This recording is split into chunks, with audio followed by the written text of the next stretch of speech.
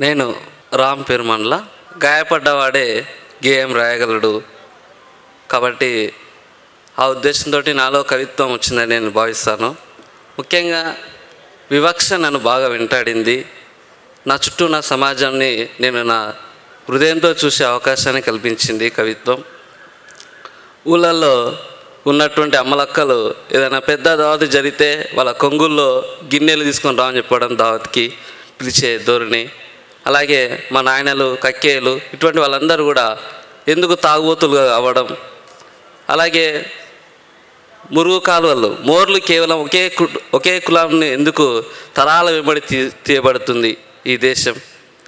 ఇటువంటి ఎన్నో విషయాలు నన్ను బాగా వెంటాడినాయి. అవి ప్రశ్నించే దిశగా కవిత్వం రాయడానికి అవకాశాన్ని కల్పించింది. ఇట్లా మా ఊరి పొలిటికల్ వ్యవస్థని కూడా నేను ప్రశ్నించినందుకు అర్ధరాత్రి మా ఇంటి తలుపులు కూడా తడిమినారు.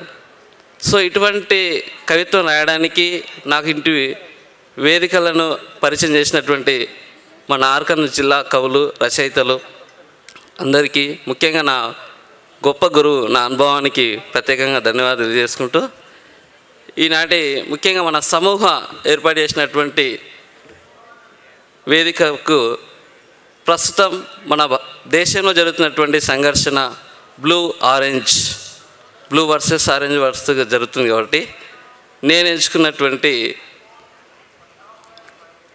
శీర్షిక బ్లూ రేంజ్. దీంట్లో బ్లూ ఆరెంజ్ ఉంది.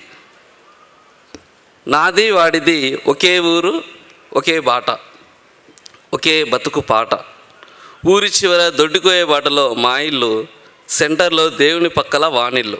అయినా చిన్నప్పటి సంధి దోస్తులమే మేము. మా నాయనమ్మ వాని జేబు నిండా తీయని ప్రేమని నింపేది. కానీ వాని బామ్మ నేను వాని పక్కన కనపడ్డప్పుడల్లా కళ్ళల్లా నిప్పులు చెరిగేది.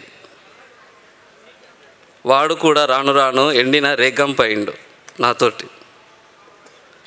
వానికేమో బత్తాయి పండ్లు మస్తు ఇష్టం.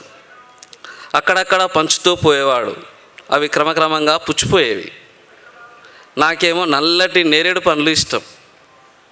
అందుకే అందరికీ నీలం రంగుని నాలుకలపై పూసేవాడిని. అవి ప్రశ్నలై వాన్లాంటి వాడిని వేధించేవి.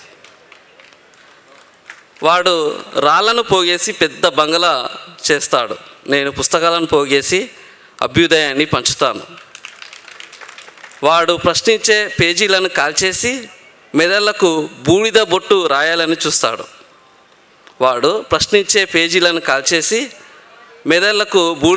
పూయాలని చూస్తాడు. నన్ను నాలాంటి వారిని మాయామాటలతో నమ్మించి వాడు తొవ్వపోంటి కుట్రలే పెంచుతాడు.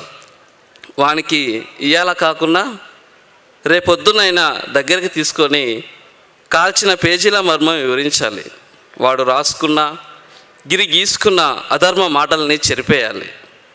గుడ్డిగా అడ్డుగా కట్టిన అలౌకిక గోడల్ని, అసమాన ఆగడాలను కూల్చేయాలి. Thank you so much.